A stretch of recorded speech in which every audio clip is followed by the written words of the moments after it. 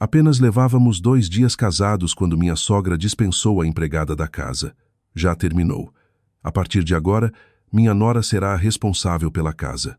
Naquele mesmo dia, voltei para a casa da minha mãe. Na manhã seguinte, 2 carros da Polícia Federal pararam em frente ao condomínio de luxo deles e detiveram toda a família. Na segunda manhã depois do casamento, eu ainda não tinha me acostumado à ideia de ser uma mulher casada, quando da cozinha veio um grito afiado como uma lâmina perfurando meus tímpanos.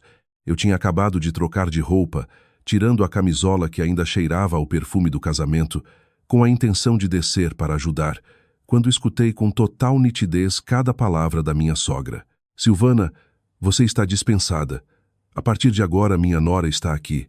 Para que vamos pagar alguém de fora? Fiquei congelada no meio da escada.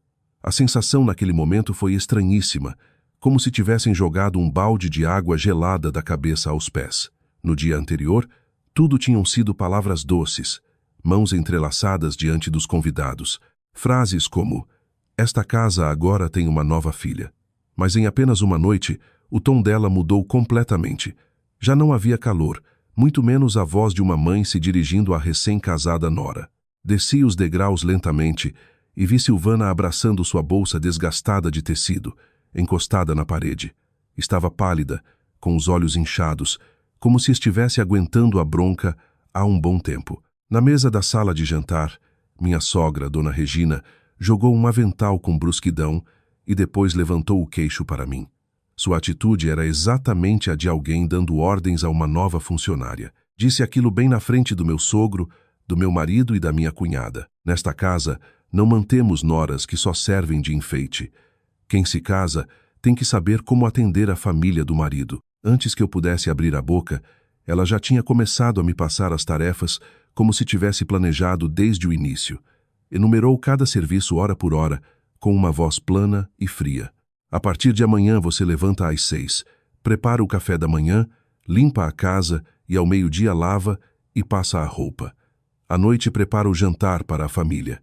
Esta casa recebe muitas visitas. Então, se você é nora, mas não serve para trabalhar, não me culpe. Ao terminar, sorriu com cinismo. Uma moça de boa família deve ser trabalhadora, não ficar sentada esperando que a sirvam. O que gelou meu sangue não foi só a atitude da minha sogra, mas a reação de Lucas.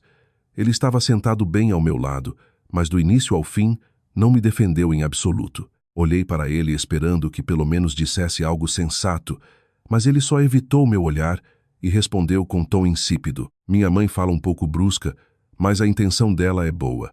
Só quer que você se adapte rápido aos costumes desta casa. Aquela simples frase foi suficiente para que meu coração afundasse. Já não sentia que aquilo fosse um surto de raiva momentâneo. Não, aquilo era um roteiro preparado. Talvez estivessem esperando o momento certo. Quando os convidados do casamento tivessem ido embora, quando a cerimônia tivesse terminado, quando eu tivesse entrado oficialmente naquela casa como esposa. Só então tiraram as máscaras. Respirei fundo e perguntei bem devagar e claramente: então nesta casa eu sou a nora ou a substituta da empregada? Minha sogra, ao ouvir isso, sorriu com zombaria, um sorriso que dava arrepios. Colocou as mãos na cintura, me olhou de cima a baixo e respondeu com naturalidade: qual é a diferença? Uma boa nora deve trabalhar até melhor que uma empregada. Te damos comida, te damos teto, te damos o status de pertencer a uma família respeitada. O que mais você quer? A sala ficou em silêncio por alguns segundos. Não por surpresa, mas porque todos sabiam que aquilo era passar dos limites. Mas estranhamente ninguém naquela casa sentiu necessidade de falar. Meu sogro, seu Eduardo, estava sentado bebendo seu café com o rosto frio como gelo. Lucas olhava o celular fingindo não escutar, e sua irmã Vanessa estava de pé ao lado da mãe, com os braços cruzados e sorrindo. Menina, não seja tão exagerada. Todas as famílias são assim. Aqui não existe o conto de que a nova nora vira rainha. Olhei para o rosto satisfeito dela e de repente percebi que estavam me testando. Queriam ver até onde chegava minha paciência, quanto eu conseguia baixar a cabeça. Queriam me quebrar desde o segundo dia para que eu nunca mais levantasse a vista. Dona Regina deu um passo à frente, pegou o avental e o apertou contra meu peito. Seu movimento foi tão brusco que o fecho arranhou minha mão. Disse claramente cada palavra como um punhal. Vá para a cozinha. Daqui a pouco virão 12 parentes do lado do seu sogro para te conhecer. Faça direito. Não envergonhe esta família. Olhei o avental nas minhas mãos. Já não era um simples pedaço de pano. Era uma humilhação. Era o selo que queriam carimbar para me transformar de recém-casada em empregada gratuita de todo o clã. Deixei o avental sobre a mesa devagar, mas com firmeza. Depois me virei e caminhei direto para o quarto. De trás escutei os gritos da minha sogra. Ei, aonde você pensa que vai? Não respondi. Abri o armário. Tirei a mala de cabine que nem tinha tido tempo de desfazer depois do casamento. Coloquei algumas roupas, a carteira, o celular e o carregador. Tirei os brincos de noiva e os guardei ordenadamente no estojo. Cada movimento meu era pausado, mas meu coração já estava gelado. Quando desci com a mala para a sala, todos me olharam. Lucas entrou em pânico, se levantou e tentou me deter. Juliana, o que você está fazendo? Se tem um problema, conversamos tranquilamente. Mas o aperto da mão dele não era o de um marido que teme que a esposa esteja magoada. Era o aperto de um homem que teme perder a cara diante da família. Me soltei da mão dele, olhei nos olhos dele e disse secamente: se esta casa precisa de uma empregada doméstica, sinto muito. Não vim solicitar esse cargo. Minha sogra enfureceu ao ouvir isso. Apontou diretamente para a porta principal do condomínio de luxo. Sua voz era ensurdecedora. Se você se atrever a pôr um pé fora desta casa, nem pense em voltar. Nossa família não precisa de uma menina insolente que com só 2 dias de casada já se atreve a desafiar a sogra. Me virei olhando para o rosto dela sem desviar. Provavelmente era a primeira vez na vida dela que encontrava alguém que se atrevia a falar assim. Respondi lentamente. Como nora, eu ainda pensaria. Mas como empregada para uma família como esta, não. Dito isso, puxei minha mala e saí dali. Atrás de mim escutei os insultos da minha sogra, os murmúrios cínicos da minha cunhada e a voz de Lucas me chamando com irritação, mas não olhei para trás. Sabia que se fizesse isso mesmo que uma vez, pensariam que eu tinha medo e não podia me permitir perder desde o primeiro passo. Na manhã seguinte, quando toda a família do meu marido ainda estava imersa na raiva por me considerarem uma ingrata, 2 carros da Polícia Federal pararam bem em frente ao portão do condomínio deles na região metropolitana de São Paulo. Eu também estava lá de pé junto com Silvana e um inspetor. Assim que o portão se abriu e foi lida a ordem de busca, vi o rosto de Dona Regina empalidecer e seus lábios tremerem sem emitir som. Foi naquele momento que ela percebeu que a pessoa que tinha expulsado no dia anterior não era só uma assistente e que eu não tinha ido embora por fraqueza ou por birra. Eu tinha saído daquela casa porque sabia demais. Ao ver os 2 carros da polícia pararem em frente à casa dos meus sogros, ao ver o rosto pálido de Regina e o olhar de pânico de Lucas, estranhamente passaram pela minha mente com total clareza as lembranças dos meses anteriores. Dizem que só quando se arranca uma máscara recordamos cada pequeno detalhe do passado e percebemos que os sinais sempre estiveram lá. Assim estava eu no meio daquela manhã tensa, recordando o primeiro dia em que conheci Lucas, recordando como tinha confiado, aberto meu coração e dado o passo para este casamento com absoluta sinceridade. Meu nome é Juliana Costa. Trabalho no departamento jurídico de uma empresa distribuidora de bens de consumo em São Paulo. Minha família não é rica, nem temos contatos nas altas esferas, mas desde pequena minha mãe sempre me ensinou uma coisa: viva com honestidade, que ninguém nunca possa te apontar o dedo e dizer que você não é uma mulher íntegra. Talvez por isso eu seja bastante direta. O que é correto, digo que é correto. O que é duvidoso, não prometo. Sempre pensei que enquanto vivêssemos bem e trabalhássemos honestamente, nossa vida não seria deslumbrante, mas pelo menos seria pacífica. Conheci Lucas em uma reunião de trabalho sobre um contrato de fornecimento entre nossas empresas. Minha primeira impressão dele foi a de um homem ponderado ao falar, bem vestido, que não dizia bobagens e não se gabava de dinheiro ou contatos como muitos outros homens que eu tinha conhecido. Durante a discussão, ele não interrompia. Não tinha pressa para parecer superior e até de vez em quando dizia frases tranquilizadoras como: qualquer parte que o time jurídico da Juliana precise revisar, façam com calma. Colaborações de longo prazo devem ser transparentes desde o início. Aquela única frase me fez simpatizar com ele. Depois disso, ele tomou a iniciativa de me contatar novamente. No início só perguntava detalhes sobre os expedientes. Com o tempo viraram mensagens leves, oportunas e sem excessos. Não sou o tipo de mulher que derrete por palavras doces, mas devo admitir que Lucas era muito bom em fazer os outros se sentirem confortáveis. Não era agressivo. Não fazia promessas grandiosas sobre o futuro. Simplesmente aparecia no momento certo. Quando eu ficava fazendo hora extra, ele trazia um café. Quando eu estava muito ocupada para jantar, ele mandava uma mensagem exata. Quando terminar, me avise. Te levo algo quente para você não ficar doente. Pouco a pouco abri meu coração. Quanto mais interagíamos, mais sentia que ele era o tipo de homem em que uma mulher independente e trabalhadora como eu podia confiar. Lucas costumava dizer frases muito reconfortantes. Uma vez me olhou com sinceridade e disse: "Não preciso de uma esposa que seja chefe na cozinha. Só preciso de uma companheira honesta, educada e que não seja calculista comigo." Um homem que pode dizer algo assim, para ser sincera, faz com que seja muito fácil baixar a guarda. Quando nosso relacionamento ficou mais sério, ele me levou para conhecer a família.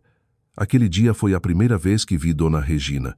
Se só se guiasse pela aparência exterior, ninguém imaginaria que era a mesma mulher que mais tarde me jogaria um avental no peito. Usava roupa elegante, seu sorriso e sua forma de falar eram muito doces. Assim que entrei, ela pegou minha mão e me fez sentar ao lado dela. "Sinta-se em casa, querida. Só quero que você e o Lucas sejam felizes. O resto, nesta casa, não tem muitas regras. Sua forma de sorrir, de me servir comida, até sua maneira de dizer ao marido que nossa futura nora tem um rosto que transmite paz.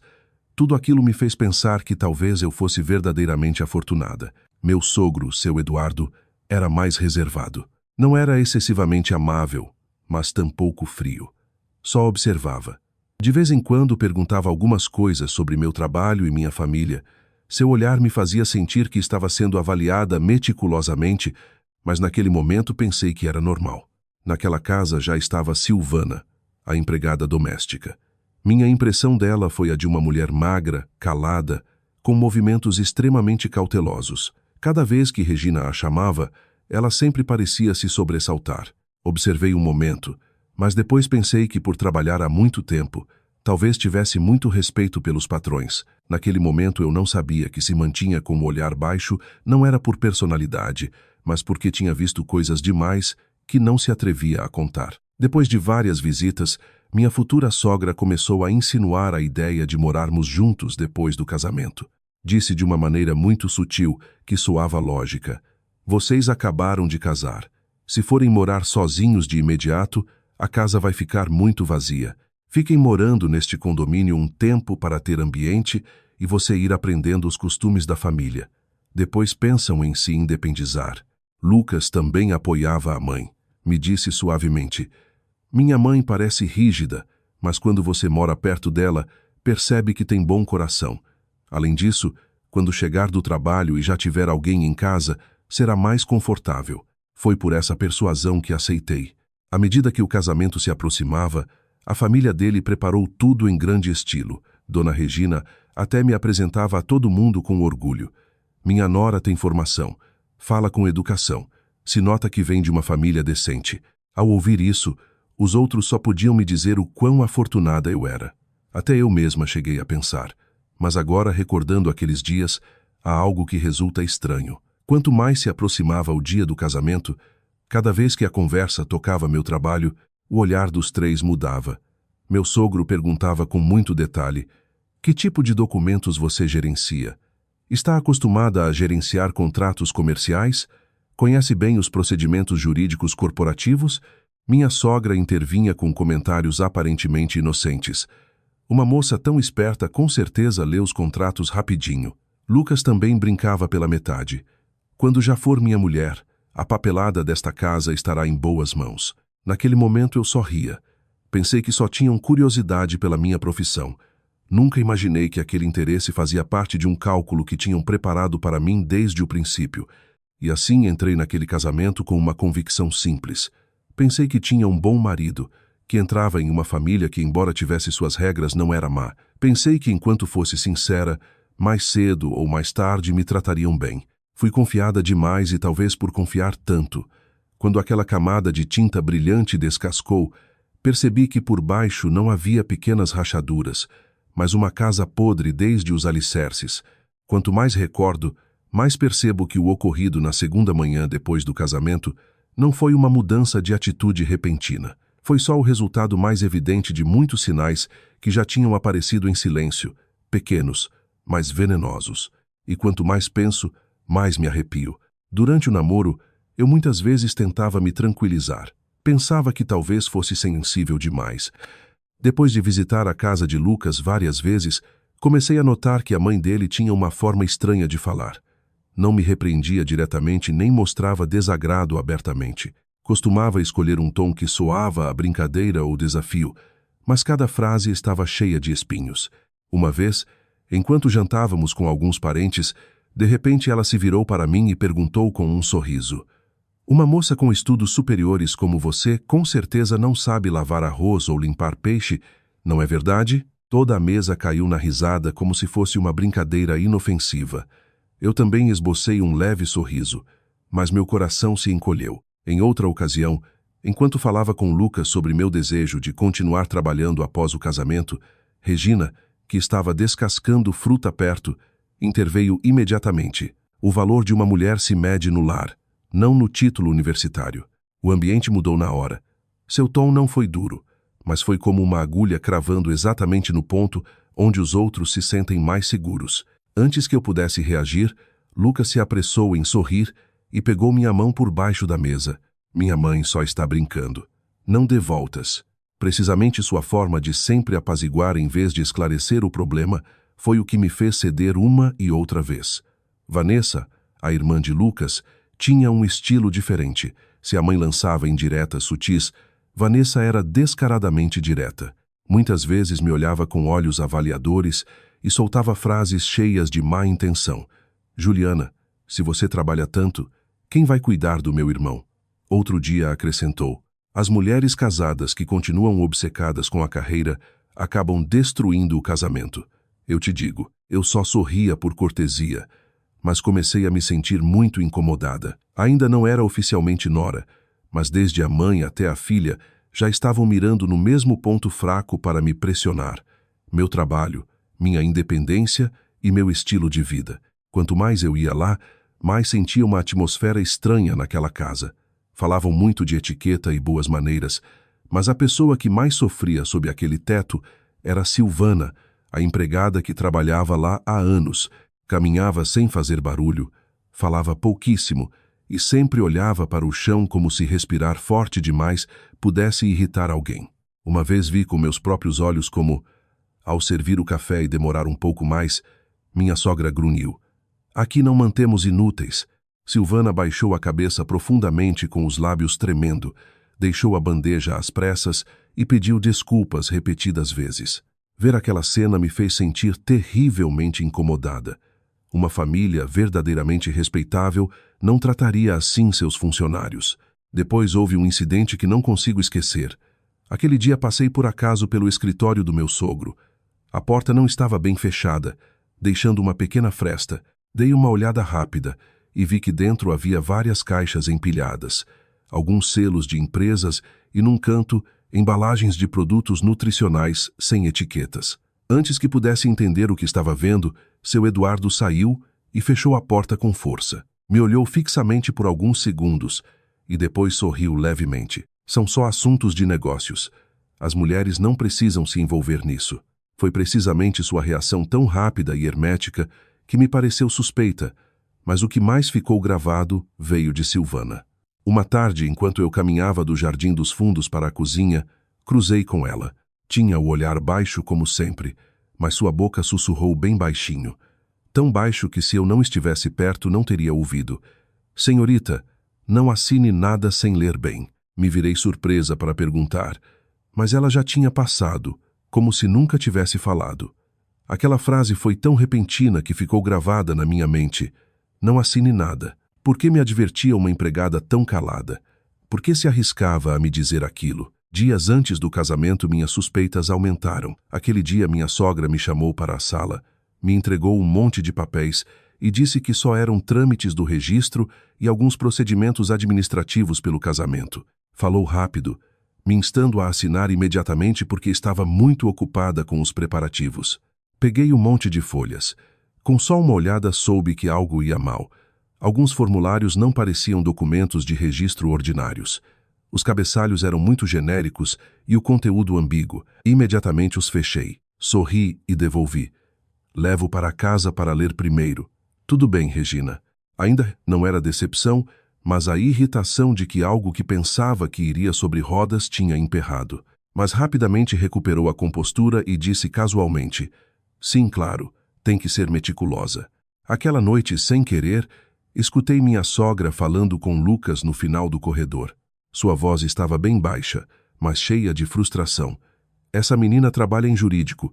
É muito difícil. Temos que buscar o momento certo, quando ela confiar mais em nós. Fiquei congelada. Antes que pudesse escutar mais, os dois se calaram. Pareciam ter notado minha presença. Quando apareci, Lucas me abraçou rapidamente, sorrindo como se nada tivesse acontecido. Até disse que a mãe só estava estressada pelo casamento. Eu devolvi o sorriso, mas desde aquele momento uma sensação de opressão difícil de explicar começou a se instalar no meu peito. Não era grande o suficiente para cancelar o casamento, mas sim o suficiente para me colocar em alerta. Não só queriam que eu fosse nora, queriam que entrasse sob controle. Obediente, sem fazer perguntas, sem suspeitar. O que vagamente tinha intuído antes do casamento se tornou muito real depois. Já não eram só palpites, mas ações, palavras e olhares cruzados entre eles. E quanto mais via, mais compreendia que a imagem de família respeitável que projetavam era só uma fina camada de verniz. Por baixo havia controle, cálculo e um segredo que tentavam ocultar a todo custo. O casamento tinha acabado de terminar. Os convidados ainda não tinham ido embora completamente. Minha sogra já estava sentada no meio da sala, reunindo todos os envelopes de dinheiro, as joias e os presentes de valor na frente dela. Abriu cada envelope, contou cada maço de reais, organizou cada estojo de joias e disse como se fosse a coisa mais natural do mundo: deixem que eu guardo. Se os jovens manuseiam muito dinheiro, acabam fazendo bobagens. Antes que eu pudesse reagir, Lucas interveio. Sim, deixa a minha mãe guardar. Depois conversamos. Aquele depois soava inofensivo, mas não me agradou. O dinheiro dos presentes do nosso casamento era assunto nosso. Se queriam conversar, deveria ser claro, não confiscado de repente. Olhei um monte de envelopes na mesa, olhei as mãos ágeis da minha sogra, e meu coração começou a se sentir incomodado. Mas como ainda havia gente, optei por calar. Agora sei que foi o primeiro teste para ver o quão fácil era me pressionar. Aquela noite devia ser nossa noite de núpcias, mas quase às 11 bateram na porta do nosso quarto. Era minha sogra. Sua voz não era alta, mas estava cheia de autoridade. Amanhã levante cedo. Ainda há muitos parentes. Você tem que descer para cumprimentar e preparar o café. Uma nora recém-casada não pode levantar tarde ou vão dizer que não tem educação. Até acrescentou um par de regras menores que eram irritantes.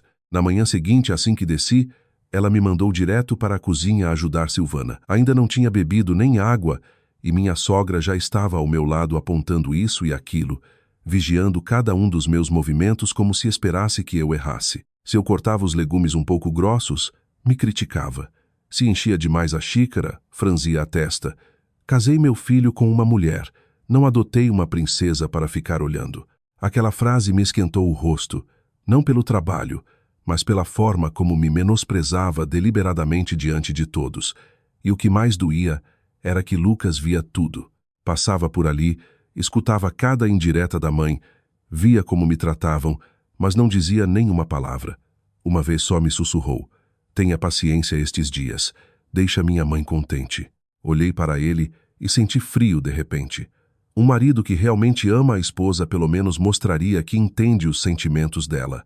Mas ele escolheu ser um espectador. Perto do meio-dia, meu sogro me chamou para o escritório. Já estava sentado lá com uma pasta grossa na frente dele. Revise estes papéis para mim, por favor. São só umas declarações internas da empresa. Assine para agilizar. Você que é da área jurídica entende. É mais seguro se gerenciarmos dentro da família. Peguei e passei algumas páginas. Imediatamente senti que algo não estava certo. Não eram declarações internas ordinárias, mas documentos vinculados a entidades jurídicas, distribuição de produtos e responsabilidade legal. Parei em seco, levantei a cabeça, mantendo a voz o mais serena possível. Não posso assinar documentos corporativos sem ler com atenção e menos ainda só por compromisso. Assim que terminei de falar, a expressão dos meus sogros mudou. Seu Eduardo deixou a xícara na mesa com mais força do que o habitual. Dona Regina sorriu com cinismo. Acabou de entrar na família e já é tão desconfiada como uma estranha. Sabia que tinha tocado em algo que eles não queriam que recusasse. Aquela noite a situação foi ainda mais longe. Ao passar pelo pátio dos fundos, escutei um pequeno alvoroço. Me aproximei e vi minha sogra agarrando o braço de Silvana, arrastando-a para a lavanderia. "O que você tem contado?" Silvana tremia, incapaz de responder. Meu sogro estava perto, em silêncio, sem intervir. Dei um passo à frente. "Está acontecendo algo, Regina?" No mesmo instante, a atitude dela mudou. Minha sogra soltou o aperto. "Nada. Ela é desastrada. Quebrou umas coisas." Mas vi claramente o braço avermelhado de Silvana. Sabia que aquilo não era só desastrada. Aquela casa tinha um segredo e Silvana o conhecia. À noite, ao abrir minha bolsa, fiquei petrificada. O zíper de um dos compartimentos internos estava mexido. Os documentos que havia dentro já não estavam perfeitamente ordenados. Sou muito meticulosa. Sei quando alguém mexe nas minhas coisas. Ao levantar a vista, vi Lucas de pé na porta. "Pensei que você precisava de algo da bolsa e estava procurando", disse rapidamente. A desculpa era forçada demais. Não fiz mais perguntas, mas na minha cabeça tudo começava a se conectar. Desde as pastas, o interrogatório a Silvana, até a revista na minha bolsa, tudo apontava para uma única coisa. Não só queriam que eu fosse obediente, queriam controlar tudo o que era meu. Entrei nesta casa com meu vestido de noiva e toda a minha confiança. Mas em um único dia tinha sentido uma atmosfera completamente diferente, tensa, falsa, cheia de segredos, e o mais importante, tinham pavor de que eu soubesse demais. Naquele momento eu não imaginava que tudo o que tinha presenciado era só o princípio. O verdadeiro tapa estava me esperando na segunda manhã. Na segunda manhã, depois do casamento, acordei quando ainda estava escuro. De baixo já se ouvia o choque de pratos. Aquele dia, os parentes do lado do meu marido viriam conhecer a nova nora. Soa simples, mas qualquer um que já esteve nessa posição sabe que é um exame. Não vem só para ver seu rosto, mas para observar como você se posiciona, como fala e como trabalha para depois julgar em silêncio. Desci as escadas sentindo o aroma denso da cozinha. Silvana estava sozinha diante de panelas enormes. Tinha o rosto pálido e os olhos inchados pela falta de sono. Estava claro que a tinham levantado de madrugada. Minha sogra andava de um lado para o outro, olhando de soslaio para a escada, como se esperasse minha aparição. Sua atitude não era a de alguém atarefada, mas a de quem prepara uma função de teatro. Antes que eu pudesse cumprimentar, Regina gritou: "Silvana, vem aqui!" Sua voz foi tão forte e afiada que todos na sala se viraram. Silvana, assustada, limpou as mãos às pressas e saiu. Minha sogra, sem dizer uma palavra, tirou um maço de reais do bolso, jogou sobre a mesa e disse friamente: "Este é seu salário deste mês. Você está dispensada. A partir de agora, esta casa já não precisa de gente de fora." Silvana ficou petrificada, pálida como cera. Meu coração batia descontrolado, mas ainda não conseguia acreditar no que ela estava prestes a dizer em seguida. E disse, virou-se para mim, sorriu com zombaria e elevou a voz de propósito: "Minha nora é jovem e forte. Com certeza pode se encarregar destas tarefas. A própria família cuidará da casa. Para que pagar alguém mais?" Aquela frase caiu no meio da sala como um tapa. Isso já não era uma indireta nem um teste. Era uma humilhação em público. Uma declaração de que desde aquele momento aos olhos dela eu já não era nora, mas a substituta gratuita da empregada que acabara de dispensar. Olhei para Lucas. Aquele foi o último momento em que esperei dele a reação de um marido. Bastaria um simples: "Mãe, não faça isso", para saber que não tinha me equivocado completamente ao escolhê-lo. Mas ele ficou sentado ali com o rosto tenso, as mãos entrelaçadas. Demorou muitíssimo para falar e quando fez seu tom foi plano e frio. Você pode ficar em casa por um tempo. Não tem problema. Seu trabalho no escritório pode esperar. Ao ouvir aquilo, senti um arrepio nas costas. Resultava que aquela ideia não era só da minha sogra. Tudo estava planejado. Não só queriam me prender na cozinha, queriam me isolar do meu trabalho, da minha vida, de tudo o que me mantinha independente. Queriam que eu ficasse trancada naquele condomínio, submissa e dependente, para que, quando necessário, estivesse disposta a assinar qualquer coisa que pusessem na minha frente. Olhei fixamente para minha sogra e perguntei bem devagar: por que Silvana tem que ir embora precisamente hoje? Regina soltou uma gargalhada, uma risada aguda e maligna. Porque nesta casa não vamos manter duas faxineiras. Depois apontou para meu rosto com o dedo. Ou você aprende a ser uma nora decente ou cai fora daqui. Aquela única frase foi suficiente. Todos os limites da minha paciência se romperam. Fiquei parada em silêncio, olhando ao redor da casa em que só levava 2 dias, mas que já estava cheia de intrigas. Justo naquele momento, quando toda a atenção estava centrada em mim, Silvana se agachou fingindo recolher um lenço que tinha caído perto da minha mala. Ao se levantar, se moveu muito rápido. Suas mãos trêmulas introduziram um pequeno objeto duro no bolso lateral da minha mala de cabine. Mal pude ver quando ela sussurrou tão baixo que foi quase como um sopro de vento. Vá embora, senhorita, não fique aqui. Aí dentro está o que mais temem. Congelei por um segundo, mas aquele segundo bastou. Todas as peças do quebra-cabeça na minha cabeça se encaixaram de repente. O interrogatório a Silvana, a pilha de contratos ambíguos, a revista na minha bolsa, o olhar escrutinador do meu sogro, o silêncio calculado de Lucas. A dispensa de Silvana hoje não era para economizar dinheiro. Estavam silenciando uma testemunha, e me reter aqui me obrigando a deixar meu trabalho não era só para me transformar em empregada.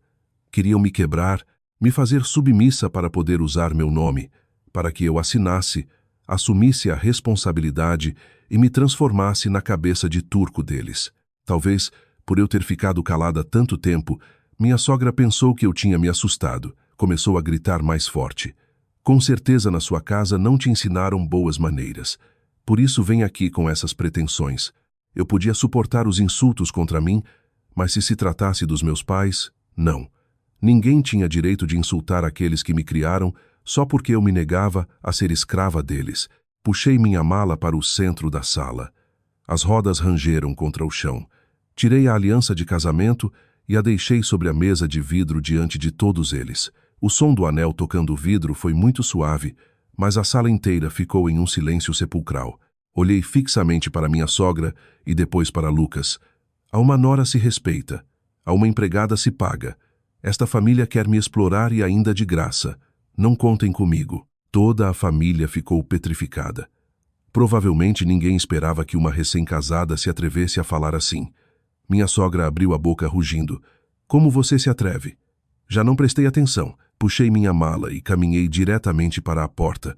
Foi então que Lucas se lançou não para pedir perdão, mas para me deter com uma voz baixa e ameaçadora. Se você for agora, vai montar um escândalo enorme. Me virei para ele. Fazia só 2 dias pensava que este homem era meu apoio, mas naquele momento, olhando nos olhos dele, só via cálculo e frustração, porque o plano dele tinha falhado. Respondi secamente: não, o escândalo enorme são vocês, e não poderão ocultar por muito mais tempo. Me soltei da mão dele, dei um passo para fora e saí sem olhar para trás. Ao chegar à casa da minha mãe em São Paulo, me tranquei no meu antigo quarto. Minhas mãos tremiam, mas estranhamente minha mente estava claríssima. Abri o bolso lateral da mala e tirei o objeto que Silvana tinha me dado, um pequeno pendrive preto. Conectei no laptop e fiquei sentada, petrificada diante da tela. Dentro havia videoclipes de reembalagem de suplementos nutricionais de origem duvidosa, fotos de uma dupla contabilidade, documentos escaneados com a assinatura do meu sogro e contratos comerciais onde a responsabilidade legal da distribuição era deliberadamente desviada para terceiros. Abri cada arquivo e senti um arrepio nas costas. Resultava que eu não tinha exagerado. Resultava que este casamento nunca esteve limpo desde o princípio. Fiquei sentada em silêncio durante muito tempo. Depois levantei o telefone e liguei para meu tio Marcelo. No momento em que deu sinal, soube uma coisa com total clareza. Meu casamento tinha terminado no momento em que minha sogra jogou o dinheiro na mesa e meu contra-ataque acabara de começar. Fiquei diante do laptop até quase meia-noite. Meus olhos não se afastaram de cada vídeo, de cada documento escaneado, de cada dado que Silvana tinha guardado naquele pequeno pendrive. Quanto mais via, mais minhas mãos gelavam. O que durante todo este tempo tinha suspeitado vagamente resultou ser muito mais escuro do que imaginava. Não se tratava só de documentos ambíguos ou de manobras disfarçadas no condomínio. A família do meu marido dirigia um esquema de reembalagem, branqueavam suplementos nutricionais de qualidade ínfima, dividiam a contabilidade em 2 sistemas no escuro e tinham preparado uma saída para transferir toda a responsabilidade penal a outra pessoa. Se algo saísse mal, abri cada pasta. Camada após camada, os dados emergiam com uma clareza aterradora. Havia vídeos gravando o processo de traslado dos produtos sem marca para caixas limpas e convincentes. Havia fotos do depósito, fotos de notas fiscais de compra e venda com números que não batiam. Também havia escaneamentos de contratos impecáveis, mas na seção do representante legal da distribuição, a casinha estava em branco. Fiquei olhando fixamente aquela casinha vazia. Fiquei com a pele arrepiada. Aquele era o espaço que uma e outra vez tentaram me obrigar a preencher. Às vezes meu sogro dizia que era uma simples declaração interna. Outras Regina dizia que era um trâmite familiar.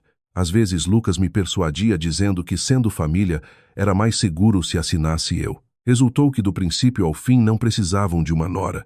Precisavam de um nome limpo. Alguém com formação em direito, sem antecedentes penais, bastante perfeita como para ser a cabeça de turco de toda a família. Fiquei paralisada muito tempo e depois soltei uma risada amarga. Uma risada que não era de graça, mas de pura amargura. Fazia só 2 dias eu usava um vestido de noiva. Acreditava que ia construir um lar. Mas agora, ao olhar aquela casinha em branco esperando ser preenchida, percebia que o lugar que tinham preparado desde o princípio não estava dentro da família, mas no banco dos réus. Não fiquei louca, não chorei, nem corri para o condomínio dos meus sogros como alguém que perde o controle. Minha mãe, Rosa, estava fora do quarto com o rosto cheio de preocupação, mas só disse: "Mãe, deixa eu ligar para o tio Marcelo." Meu tio Marcelo, o irmão mais novo da minha mãe, trabalhava há anos na Polícia Federal como inspetor. Sabia que se ligasse chorando, talvez minimizasse. Então, quando atendeu, mantive a voz o mais serena possível. "Tio, não te ligo para pedir um favor como família, tenho provas de um delito, mas preciso de ajuda para seguir o procedimento legal correto." Do outro lado houve um silêncio de vários segundos. Pude escutar seu suspiro. Depois respondeu secamente com voz grave: "Se você tem certeza, não dê um passo em falso. Abra o computador e me envie primeiro o índice dos arquivos." Aquela frase bastou para saber que entendia a gravidade do assunto. Quase 1 hora depois ele chegou à nossa casa. Não trazia uniforme nem carro oficial, só uma maleta velha e um rosto extremamente sério. Não me perguntou como me tinham tratado. Tampouco me perguntou por que tinha voltado para casa aos 2 dias de casada. Arrastou uma cadeira, sentou ao meu lado, colocou os óculos e disse: "Abra um por um." Obedeci. Revisamos juntos cada clipe, cada foto, cada contrato, cada dado. Quanto mais olhávamos, mais o rosto do meu tio se tensionava. Ao ver o documento escaneado com a casinha do representante legal em branco, apoiou as mãos na mesa, deu 2 batidinhas e perguntou: "Alguma vez te pediram para assinar isso?" Assenti. O tio Marcelo me olhou fixamente. "Se você tivesse assinado isso, estaria acabada." Suas palavras não foram altas, mas me golpearam no peito. Olhei para a tela com a voz rouca. Não precisavam de uma nora, precisavam de um nome limpo para culpar. Marcelo não respondeu de imediato. Ficou em silêncio alguns segundos e depois disse: "Escute bem. A partir de agora, não volte a contatar com eles estando alterada. Não os desafie, não os ameace, não deixe que saibam quantas provas você tem. Mas a vida nem sempre sai conforme o planejado." Perto da meia-noite, meu celular começou a tocar sem parar. Primeiro Regina, depois Vanessa e até o telefone fixo do condomínio. As chamadas se sucediam uma atrás da outra, tão insistentes como se estivessem em pânico. Olhei a tela iluminada e meu coração se sentiu de gelo. Alguém inocente não entraria em pânico dessa maneira. Não atendi. Depois de mais de 10 chamadas perdidas, enviei uma única mensagem de texto. Não me liguem mais. Já sei de tudo. A mensagem tinha acabado de ser entregue. Não passaram nem 5 minutos quando Lucas ligou. Olhei o nome na tela. Já não havia nenhum batimento no meu coração como antes. Só a certeza de que devia escutar o que diria quando arrancasse a máscara de bondade. Atendi. Antes que pudesse falar, já escutei a voz dele do outro lado. Já não era suave. A que jogo você está jogando? Que pendrive você levou? Ri com sarcasmo. Até num momento assim, nem sequer perguntava se eu estava bem. A primeira coisa que importava era o pendrive. Respondi sem rodeios.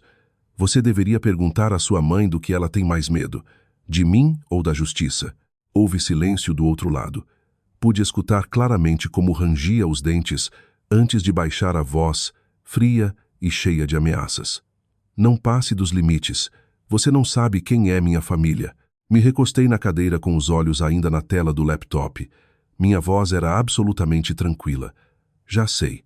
O suficiente para não voltar a ser sua empregada e o suficiente para não ser sua cabeça de turco. Lucas não respondeu de imediato, só se escutou sua respiração agitada. Finalmente disse uma frase que me fez entender tudo ainda mais. Se você fizer isso, não terá forma de dar marcha a ré. Sorri levemente. Quem não tem forma de dar marcha a ré, não sou eu. Depois desliguei o telefone. O tio Marcelo, sentado na frente, me olhava.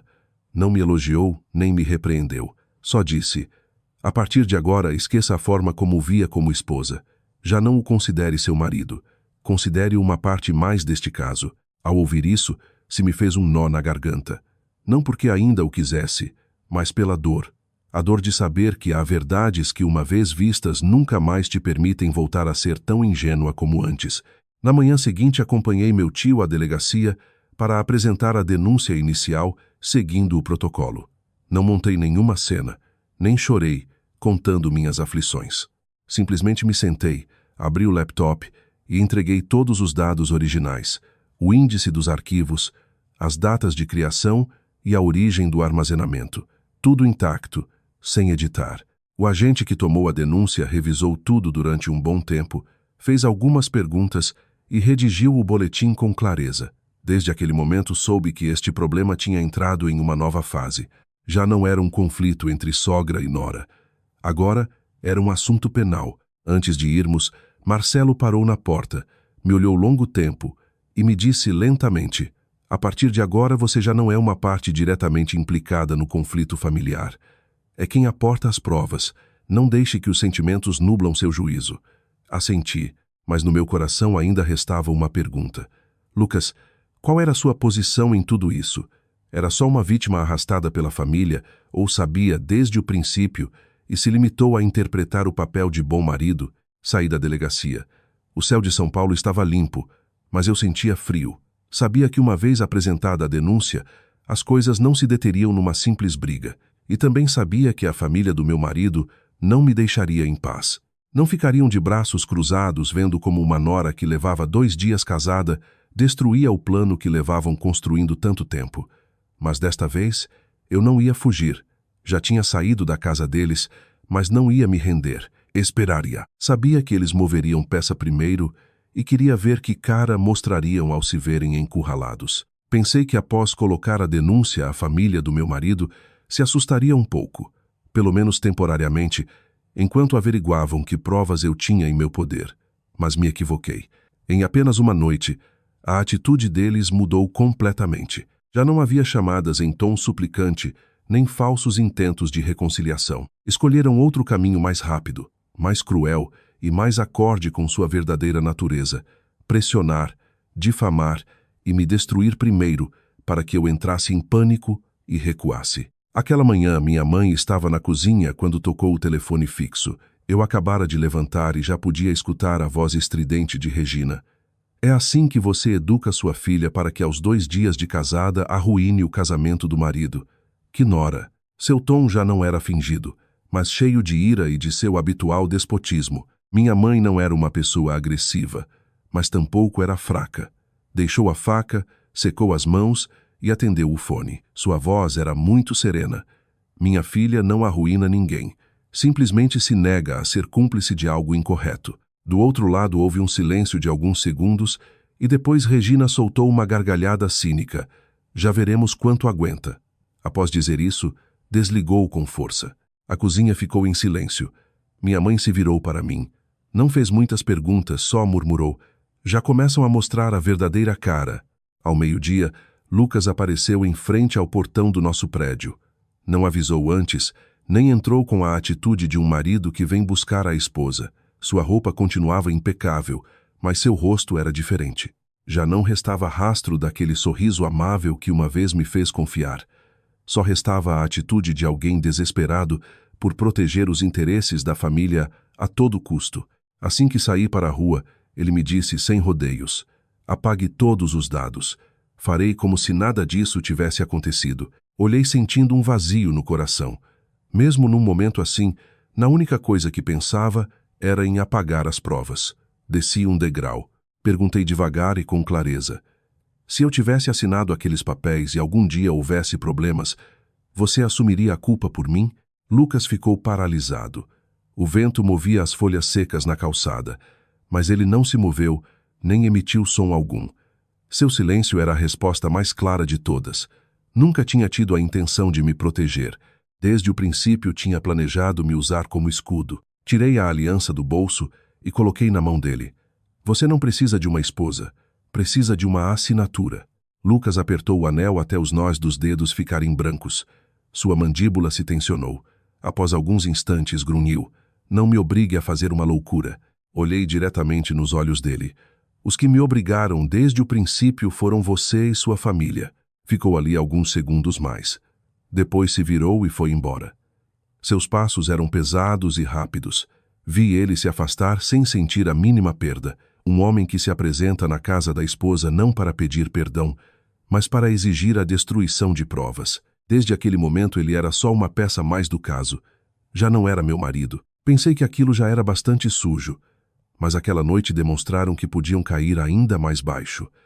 Uma colega do escritório me enviou várias capturas de tela de grupos de WhatsApp e redes sociais locais. Ao abri-las, minhas mãos gelaram. Tinham publicado fotos do meu casamento, mencionavam meu nome e meu local de trabalho, acompanhadas de calúnias atrozes. Diziam que eu queria viver de graça na casa dos meus sogros, que após falhar na tentativa de extorquir dinheiro deles, tinha me voltado contra eles para difamá-los. Diziam que tinha fugido aos 2 dias para ter uma melhor posição de chantagem. Até havia comentários que sugeriam que, como eu trabalhava no setor jurídico, tinha inventado toda uma trama para armar uma cilada para eles. Olhei cada linha de texto. Se me fez um nó na garganta. Não por medo, mas porque sabia que aquilo era só o princípio. Queriam mudar minha imagem pública de vítima para extorsionária. Nem 10 minutos depois, Vanessa me enviou uma mensagem, só uma linha, mas que revelava sua verdadeira natureza. Você achava que ia ganhar. Uma noiva novata contra toda uma família. De verdade você acreditava que poderia? Olhei a mensagem durante um longo tempo e depois respondi brevemente: eu não luto contra vocês. Deixo que a justiça faça seu trabalho. Sabia que alguém como Vanessa desfrutaria muitíssimo se eu entrasse em pânico e discutisse, mas desta vez não ia dar o gosto. À noite ligou o tio Marcelo. Sua voz era mais séria do que o habitual. Já começaram a reagir. Se chegaram ao ponto de difamar você publicamente, exigir que apague os dados, o mais provável é que tentem destruir o resto das provas. Você tem que estar preparada. Sentei na beira da cama apertando o celular. Se fizerem, o que vai acontecer, tio? A verdadeira cara deles ficará ainda mais em evidência e a queda será mais rápida. Mas o perigo é que quando as pessoas entram em pânico, cometem loucuras. Aquela frase me provocou um arrepio, e naquele momento, pela primeira vez, percebi que havia algo muito mais aterrador que ser difamada ou ameaçada. Não, só queriam me silenciar. Queriam silenciar a testemunha viva que ainda estava dentro daquele condomínio. Silvana. Perto da meia-noite, quando todas as luzes da minha casa estavam apagadas, meu celular tocou de repente com um número desconhecido. Assim que atendi, escutei a voz de Silvana, ofegante e trêmula. Só pelo tom soube que algo ia muito mal. Falava entrecortadamente, tão aterrorizada que quase não se entendia. Senhorita Juliana, me trancaram. Dizem que se eu abrir a boca, não pôde terminar a frase quando se escutou um forte golpe, como se algo tivesse caído. Depois a chamada se cortou. Levantei de um salto. O coração batia tão forte que doía o peito. Em poucos segundos compreendi que tudo tinha subido a um nível completamente distinto. Já não se tratava de sogros abusivos ou de uma família tentando salvar sua reputação. Tinham começado a cometer delitos graves. Sequestro, silenciamento de testemunhas. Estavam desesperados para se salvar. E quando uma família está disposta a trancar uma mulher só por medo de que fale, o segredo que escondem tem que ser muito mais escuro do que o que tinha visto naquele pendrive. Assim que a chamada se cortou, liguei para o tio Marcelo. Minha voz já não era tranquila. Falei rápido, quase sem fôlego. A chamada se cortou no meio. Do outro lado houve silêncio durante alguns segundos. Depois Marcelo perguntou rápido e taxativamente: "Que ruídos houve?" Me obriguei a recordar cada detalhe, desde a respiração agitada de Silvana até o ruído surdo antes que o telefone se apagasse. Quanto mais contava, mais meu sangue gelava. Se uma mulher tem que ligar pedindo ajuda em meio a tanto pânico, era um sinal claríssimo de que estava retida ilegalmente, possivelmente em perigo. Marcelo me ordenou que voltasse a abrir todos os dados do pendrive, especialmente os arquivos de áudio que não tínhamos tido tempo de escutar com atenção. Sentei e liguei o laptop imediatamente. Alguns minutos depois, ele já estava em casa. Colocamos os fones de ouvido e reproduzimos os áudios um a um. Muitos só eram passos ou portas fechando, mas em um dos últimos arquivos, os dois ficamos petrificados. Naquela gravação, a voz de Silvana já não soava temerosa. Falava bem baixinho e rápido, como se sussurrasse para alguém. Sim, já tenho quase tudo recopilado. Só faltam os registros de saída do depósito e os números de lote. Tenho que tirar, antes que transfiram a mercadoria. Do outro lado se escutou a voz de um homem breve e clara. Que não te descubram. Quando tiver as provas completas, me avise rápido. Aquele áudio durava só 30 segundos, mas foi suficiente para me deixar congelada. Olhei para meu tio, ele tirou os fones e disse lentamente: "Esta mulher não é uma simples empregada doméstica. O mais provável é que seja uma confidente ou até parte de outra investigação policial em curso." Ao ouvir isso, me percorreu um arrepio. Isso significava que naquela casa eu não era a única que notava coisas estranhas. Havia alguém mais que desde fazia tempo via as irregularidades e recolhia em segredo cada prova, cada nota fiscal, cada caixa, cada conversa, esperando o dia para destapar tudo. Recordei o olhar de Silvana, suas mãos trêmulas ao me entregar o pendrive e seu sussurro. Aí dentro está o que mais temem. Naquele momento pensei que só tinha medo de que se vingassem dela. Agora percebia que não só tinha medo, estava jogando a vida. Aquela mesma noite, o inspetor Marcelo reportou a situação de emergência aos superiores. Mas tudo tinha que seguir seu curso. Uma chamada telefônica interrompida não era base suficiente para fazer uma operação imediata. Os advogados da outra parte poderiam desmontá-la facilmente. Enquanto isso, eu sabia que Silvana não tinha muito tempo. Não podia ficar sentada. Levantei as chaves do carro. Tinha que ir lá, pelo menos olhar de fora. Marcelo me cortou o passo no instante. "Se você for lá agora, só vai estragar as coisas. Não poderá salvar ninguém se tornar a segunda vítima." Fiquei calada. Suas palavras eram frias, mas certas. Meu celular vibrava continuamente naquele momento. Não eram chamadas, mas mensagens de Lucas. Primeira mensagem: "Não se meta mais nisso." Segunda mensagem: "Este assunto não é tão simples como você pensa." Terceira mensagem: "Mais curta, mas mais dura. Se continuar pressionando, ninguém sairá ileso." Olhei a tela pela primeira vez. Nas frases dele, não só sentia a ameaça, mas também o medo, o pânico de alguém que sabe que a situação escapou das mãos. Respondi brevemente: "Sei que não é simples. Se fosse, vocês não teriam que esconder." Depois de enviar a mensagem, não houve resposta. Aquele silêncio foi a confirmação mais rotunda. Estavam verdadeiramente aterrorizados. O tempo parecia avançar em câmera lenta. Quase às 3 da madrugada tocou o telefone de Marcelo. Ele saiu para atender e, ao voltar, seu rosto tinha mudado completamente. Já não sentou, só disse rapidamente: "Há movimento. Estão tentando tirar as caixas do depósito esta mesma noite. Se conseguirem escapar, as provas físicas desaparecerão." Ao ouvir isso, senti que o sangue se congelava. Estavam se movendo de verdade. Não só tinham retido Silvana, mas tentavam destruir as provas. Sim, as mercadorias desapareciam e Silvana continuava sequestrada. O pendrive que eu tinha, embora valioso, poderia ser taxado de montagem facilmente pelos advogados deles. Olhei para Marcelo. Ainda chegamos a tempo, tio. Temos que chegar. A partir daquele instante, a atmosfera na minha casa se tornou extremamente tensa. Marcelo fez várias ligações informando do desenvolvimento da emergência para forçar a aceleração da ordem de busca perante o juiz de plantão, alegando uma tentativa de destruição de provas e um possível sequestro. Perto do amanhecer, se virou para mim. Venha comigo, Juliana. Não fiz mais perguntas. Peguei uma jaqueta, coloquei o pendrive no bolso, o segui até o carro. Fora ainda estava escuro, o ar frio calava os ossos. Sentei no banco do passageiro apertando o pendrive com força. Os postes e as ruas de São Paulo passavam borrados pela janela. Na minha cabeça só havia um pensamento. Esta noite tudo sairia à luz ou eles escapariam para sempre.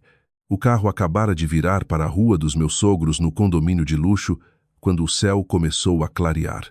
A atmosfera cinza do alvorecer fazia com que a rua em frente ao condomínio se sentisse fria e opressiva. Fiquei sentada em silêncio no carro com as mãos apertadas em punhos. Outro veículo camuflado estacionou atrás do nosso. Abriram as portas. O som das botas policiais contra o asfalto ressoou com firmeza. Compreendi que a partir deste momento a casa que durante tanto tempo tinha se envolvido numa imagem de respeitabilidade burguesa já não poderia ocultar nada mais. O portão de ferro ainda não tinha se aberto completamente quando a voz de um agente lendo a ordem judicial se escutou clara e fria. O ambiente na rua mudou no instante. Alguns vizinhos assomaram a cabeça pelas janelas. Outros que madrugavam para ir trabalhar pararam. Num abrir e fechar de olhos, a entrada do condomínio dos meus sogros se encheu de expectativa. A primeira pessoa a sair foi minha sogra. Ainda usava seu pijama de seda com o cabelo recolhido de qualquer maneira, mas tentava pôr cara de pôquer. Viu os agentes na porta e lançou sua típica frase altiva: "Vocês se equivocaram de endereço, senhores." Mas assim que terminou de falar, seus olhos passaram por cima de Marcelo e se detiveram em mim, que estava de pé atrás. Foi só um instante, mas vi claramente como seu rosto desmoronava. Seus lábios tremeram. Abriu os olhos de par em par, como se acabasse de cair num poço sem fundo. Seu Eduardo saiu logo depois, ainda mantendo sua expressão fria e sua postura arrogante, parou na porta e disse em voz alta: "Para entrar a fazer seu trabalho, devem ter provas contundentes." O inspetor ao comando respondeu laconicamente: "Temos o suficiente para deixar o jardim em silêncio. Viemos precisamente porque as temos." Ao ouvir isso, vi que os ombros de Eduardo se tensionavam. Um leve tremor, mas bastou para que eu soubesse que este homem, por fim, começava a ter medo. Empurraram a porta principal. Os agentes entraram rápida e ordenadamente. Eu fiquei de pé no pátio da frente. Ao presenciar tudo, o coração batia a 1000 por hora. Em poucos minutos, a zona dos fundos da casa onde estava o depósito que eu tinha visto de passagem foi revistada. Tiraram caixas de papelão, abriram embalagens, revisaram montes de documentos. O que tinham ocultado durante todo este tempo começava a sair à luz. Montes de produtos sem etiquetas, adesivos falsos, livros de contabilidade B, alvarás com números que não batiam. Com cada prova que encontravam, o rosto da minha sogra se tornava mais pálido. Vanessa saiu atropeladamente do interior da casa. Estava despenteada, pálida, mas com a boca tão suja como sempre. Ao me ver, começou a gritar como uma louca: "Você é uma destruidora. Destruiu minha família." Sua voz estridente soava ridícula e espantosa ao mesmo tempo no meio de todo aquele caos. Olhei diretamente para o rosto dela. Não precisei gritar, só respondi com frieza: "Não fui eu. Vocês se destruíram sozinhos." Mal terminei a frase, Vanessa fez menção de se lançar sobre mim, mas um policial a reteve. Ao ver seu rosto de pânico, compreendi que as pessoas se tornam mais ferozes quando percebem que não têm escapatória. Enquanto o exterior era um caos, da direção do depósito dos fundos se escutaram fortes golpes contra uma porta. Alguém gritou e vários companheiros correram para lá. O quarto do fundo estava trancado à chave e cadeado. Fiquei petrificada. O coração batia na garganta. Segundos depois soou o estrondo da fechadura sendo arrombada. A porta se abriu e vi Silvana. Tiraram-na com o cabelo alvoroçado, o rosto cinzento e os pulsos avermelhados marcados por ataduras. Seu corpo tremia violentamente. Naquele momento, a multidão de vizinhos fora da cerca murmurou alterada. Isso já não eram simples acusações ou um debate corporativo. Silvana era a prova vivente, real e dolorosa.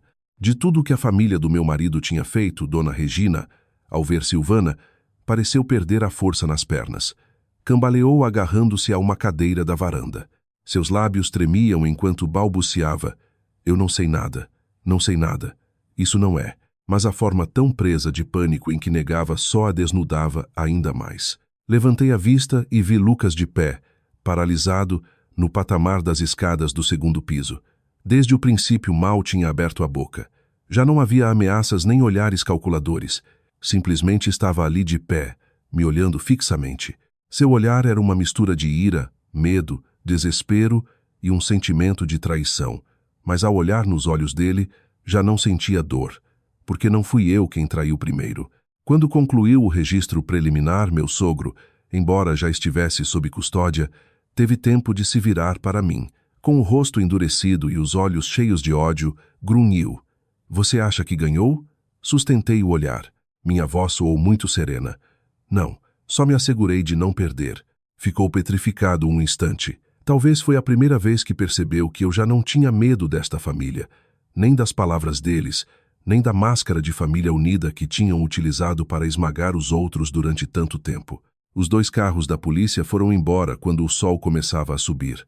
O som dos motores soava pesado, como se arrastasse com ele toda a falsidade que acabara de ser rasgada. Os vizinhos continuavam na calçada cochichando. A família que sempre se acreditou a mais ilustre do condomínio, a que sempre falava de moralidade, ia embora detida sob o olhar de todo o bairro. Fiquei muito tempo em frente ao portão. A brisa matutina era fria, mas minha mente estava mais desperta do que nunca. A Silvana a tinham levado para receber atenção médica. Os artigos e documentos tinham sido apreendidos. As pessoas que me tinham pressionado, que planejaram me converter na cabeça de turco, já não poderiam sustentar seu prestígio. Tudo parecia ter explodido, chegando ao clímax. Mas no fundo do meu coração, sabia que aquilo era só a metade da história, porque dentro daquela casa ainda havia alguém que não tinha caído completamente, e aquela pessoa era o elo que mais arrepios me produzia ao pensar. Mal os carros patrulha desapareceram no final da rua, o pátio do condomínio começou a ficar em silêncio. Os vizinhos se dispersaram, mas seus olhares curiosos e murmúrios ainda pareciam flutuar no ar. Fiquei ali alguns instantes, e depois fui com meu tio Marcelo. Durante o trajeto de volta não falei muito. Na minha cabeça não parava de dar voltas a imagem de Silvana, os pulsos arroxeados, o rosto pálido de Regina, a teimosia de seu Eduardo e, sobretudo, o olhar de Lucas quando estava parado na escada. Aquele olhar não me deixava tranquila porque ainda sentisse algo por ele, mas porque sentia que tudo aquilo não tinha terminado. À tarde, Marcelo me ligou para falar. Sua expressão era muito séria. Assim que sentei, perguntei: há alguma novidade, tio? Não me respondeu de imediato. Me ofereceu um copo de água e depois disse lentamente: após os primeiros interrogatórios, Lucas não foi detido preventivamente. De momento, não há provas diretas suficientes para incriminá-lo nos fatos de ontem à noite. Ao ouvir isso, fiquei em silêncio um momento. Não sei porquê, mas me cruzou um pensamento fugaz. Talvez realmente não estivesse tão envolvido como pensava. Talvez só tivesse sido fraco e se deixado arrastar pelos pais, mas aquele pensamento não durou muito. Marcelo deslizou uma folha impressa para mim, apontou uma linha no meio da página. Sua voz soava fria. Os dados apreendidos na casa deles mostram que existe um arquivo de contrato digital. O rastro de criação, as revisões e o último envio foram realizados desde uma conta em nome de Lucas. Olhei fixamente aquele papel. O nome do usuário, a hora de acesso e o histórico de atividade estavam ali, tão nítidos que já não podia continuar me enganando. Levantei a cabeça. Olhei para meu tio Marcelo com a voz rouca. Isso significa que não era só um espectador. Marcelo se recostou na cadeira e deixou escapar um profundo suspiro. Ele não é tonto. Não dá a cara como o pai ou a mãe. Fica no centro organizando, conectando todos os elos, mas sempre cuidando sua posição para parecer que não está diretamente implicado. Este tipo de pessoas são as mais perigosas. Delegam o trabalho sujo nos outros, enquanto eles mantêm as mãos limpas. Aquelas palavras me produziram um arrepio. Resultava que a pessoa em quem mais confiava, o que sempre se interpunha para acalmar os ânimos, para persuadir, para pronunciar aquelas frases que soavam tão neutras, era precisamente o mais calculista de todos. Fiquei sentada ali. Na frente de mim tinha a prova do envolvimento de Lucas e, na minha cabeça, os fragmentos de memória começaram a se encaixar de forma dolorosamente clara. Seu olhar esquivo cada vez que a mãe dele passava dos limites comigo. Sua habilidade para escolher sempre as palavras exatas e me encurralar para que tivesse paciência. Seus intentos de me convencer para que assinasse os papéis pela paz da família, até aquela tarde, quando se apresentou na frente da casa da minha mãe, não para pedir perdão, mas para exigir que apagasse os dados. Tudo aquilo já não eram peças soltas. Formavam um caminho muito claro. O caminho pelo qual pouco a pouco tentava me arrastar para a posição de cabeça de turco. Soltei uma risada, mas minha risada soou seca, como um papel amassado. Marcelo me olhou sem me interromper. Disse lentamente, como se falasse comigo mesma: desde o princípio não me escolheram porque eu fizesse boa dupla com Lucas. Me escolheram porque minha profissão encaixava exatamente com o que precisavam. Meu tio assentiu bem devagar. Aquele assentimento doeu mais que qualquer palavra de consolo. Aquela noite escureceu rapidamente. Estava sentada sozinha na sala. Minha mãe já tinha ido descansar. De repente tocou a campainha. Abri a porta e não me surpreendeu ver Lucas ali fora. Mas sua aparência era diferente. Já não havia ira nem olhares frios. Só estava ali de pé, parecendo ter emagrecido em um único dia. Tinha os olhos fundos e o colarinho da camisa ainda meio torto. Demorou muito para falar e o fez em voz muito baixa. Nunca imaginei que as coisas chegariam tão longe. Fiquei no umbral olhando para ele. Se aquilo tivesse ocorrido há alguns dias, talvez aquela frase tivesse comovido meu coração. Mas naquele momento dentro de mim já não havia nada mais que uma fria lucidez. Olhei fixamente e perguntei: não imaginou? Ou pensava que sairia impune? Nada mais soltar a pergunta. Lucas ficou calado. Não negou tampouco. Tentou se defender. Só baixou o olhar durante alguns segundos. E aquilo era suficiente. Desci um degrau me aproximando mais dele. Estávamos muito perto, mas o sentia mais longe do que nunca. Disse lentamente: desde o princípio você escolheu se colocar do lado deles, e eu escolhi me colocar do lado da verdade. Lucas apertou os lábios. Suas mãos, que pendiam dos lados, se fecharam ligeiramente em punhos. Talvez quisesse dizer algo, tentar despertar alguma pena ou voltar a interpretar seu papel de marido preso entre dois frontes, mas já era tarde demais. Depois de tudo o que sabia, já não tinha capacidade de acreditar nem numa única palavra dele. Ficou ali alguns segundos mais. Depois se virou e foi embora. Suas costas se afastaram, cruzando o mesmo portão pelo qual eu entrei uma vez, com meu vestido de noiva e uma confiança tão ingênua. Vi ele partir, mas estranhamente já não sentia a dor de uma esposa traída, nem remorsos, nem sequer uma raiva ardente. Só sentia uma clareza imensa e serena. Este casamento nunca foi um simples erro. Foi uma armadilha desenhada cuidadosamente, com palavras doces, com a imagem de uma família respeitável, com papéis interpretados à perfeição por cada membro do clã. E minha única sorte foi conseguir sair daquela armadilha antes de ficar enterrada com ela. Depois que Lucas foi embora da casa da minha mãe naquela noite, pensei que meu coração já estava bastante frio, como para não se ver afetado por nada relacionado com aquela família. Mas quando recebi a citação para declarar como testemunha principal nos tribunais, percebi que há coisas às quais, por mais que se prepare, nunca é fácil enfrentar, porque desde aquele momento tudo deixava de ser questão de suspeitas, sentimentos, tratava-se de fatos legais que desnudariam a verdadeira natureza de uma família. A sala do fórum de instrução aquele dia parecia mais fria do que eu esperava. Sentei de um lado com um monte de expedientes na frente. Do outro lado estavam Regina, Eduardo e Vanessa. Em muito pouco tempo sua aparência tinha mudado drasticamente. Minha sogra já não estava irada, mas seus olhos continuavam cheios de ódio. Meu sogro ainda tentava sentar erguido, esforçando-se para manter os restos do seu orgulho. E Vanessa parecia inquieta, mordendo os lábios sem parar e olhando para todos os lados. Assim que entrei, Regina soltou um grunhido como se esquecesse onde estava. Ainda tenha pouca vergonha de se apresentar aqui. Se tivesse dito aquela frase alguns dias atrás, talvez tivesse me sufocado de dor. Mas naquele dia me limitei a arrastar a cadeira, sentar, olhar diretamente nos olhos dela e responder. Venho como a pessoa que pensavam converter no seu testa de ferro. A sala ficou em silêncio um instante. Ela ficou atônita. Parecia não esperar que eu me atrevesse a falar tão claro diante do juiz e dos agentes.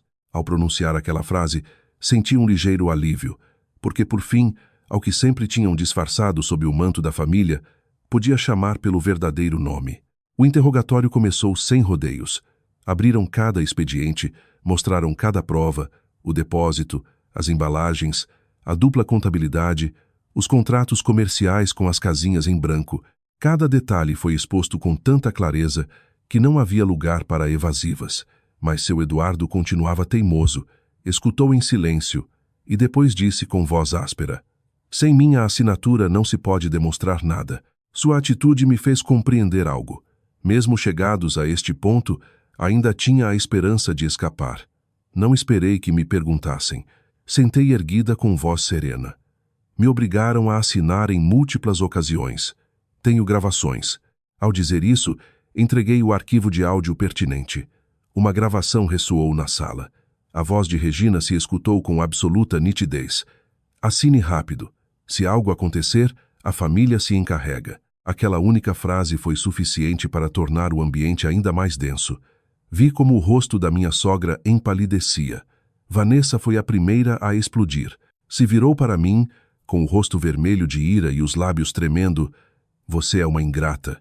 Nossa família te deu um casamento por todo o alto e agora nos paga apunhalando pelas costas. Sua voz estridente fez com que o juiz a mandasse calar imediatamente. Este não é o lugar para reproches familiares. Atenha-se aos fatos. Justo naquele momento se abriu a porta. Uma agente entrou acompanhando Silvana. Eu já sabia que viria, mas ao vê-la entrar naquela sala, o peito se encolheu de novo. Já não olhava para o chão como antes. Seu rosto continuava pálido, mas seu olhar era direto e firme. Sentou, colocou ambas as mãos sobre as coxas e disse muito claramente: estive gravando todas as atividades deles durante os últimos 8 meses. Ao terminar aquela frase, Regina se levantou de um salto como uma mola que se solta. Apontou diretamente para Silvana com a voz trêmula pelo pânico e a raiva. Traidora, você me traiu. Mas Silvana já não baixou a cabeça. Olhou-a de frente. Sua voz não era alta, mas sim contundente. Eu não traí ninguém. Só não queria que morresse mais gente por culpa dos produtos que vocês vendem. A sala inteira pareceu se afogar num silêncio sepulcral.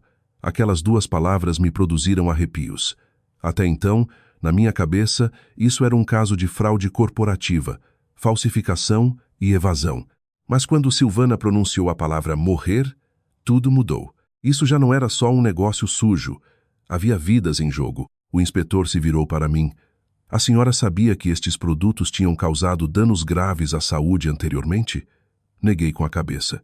Tinha a garganta seca. Minhas mãos se fecharam em punhos. Na minha mente só havia um pensamento. Estive a ponto de assinar aqueles papéis. Estive a ponto de ser a pessoa que arrastariam na primeira linha quando tudo isso se descobrisse. A audiência daquele dia concluiu com a retenção de todos os expedientes para uma investigação mais exaustiva. Tomaram as declarações de todos, e o rumo do caso se ampliou a um nível muito mais penal e grave. Saí daquela sala sentindo as pernas pesadas. Tudo parecia estar por fim claro, mas bem dentro de mim ainda sentia que algo não tinha terminado, porque entre todos os nomes mencionados, no meio de todas as negações e provas, ainda havia um elo-chave que não tinha se revelado completamente, e sabia perfeitamente que aquela pessoa era Lucas. Ao sair da sala de audiências naquele dia, não fui para casa imediatamente. Fiquei longo tempo no corredor com as costas apoiadas na parede fria. Ressoavam as palavras de Silvana. Só não queria que morresse mais gente por culpa dos produtos que vocês vendem. Só aquela frase bastava para mudar toda a minha perspectiva. Isso já não era o drama de um casamento fracassado, nem um conflito entre sogra e nora. Atrás de tudo isso, havia algo infinitamente mais escuro. Quando me dispunha a descer as escadas, escutei que me chamavam em voz baixa de trás. Juliana. Me virei. Era Silvana. Era a primeira vez que me chamava pelo nome de batismo de forma direta, sem aquele tom temeroso de antes. Sua forma de se manter em pé também era distinta. Continuava magra e pálida, mas seu olhar era firme. Olhei para ela um instante e perguntei: "Queria falar comigo?" Ela assentiu. "Se ainda quiser saber toda a verdade." Sentamos num canto apartado do corredor. Ficou em silêncio um bom tempo, como se estivesse recompondo os fragmentos das lembranças. Depois começou a falar com voz plana e baixa. "Eu não sou uma simples empregada doméstica." Fiquei calada escutando. Ela continuou: "Antes trabalhava em outra empresa distribuidora. Uma vez houve uma queixa sobre um lote de suplementos vitamínicos. No início se pensou que era um problema de conservação nos depósitos, mas depois se descobriu que eram produtos adulterados. Tinham trocado as etiquetas." Minhas mãos esfriaram. Silvana seguiu relatando. Cada frase se sentia muito pesada. Disse que naquela vez houve várias crianças que tiveram que ser internadas em urgência e uma delas não sobreviveu.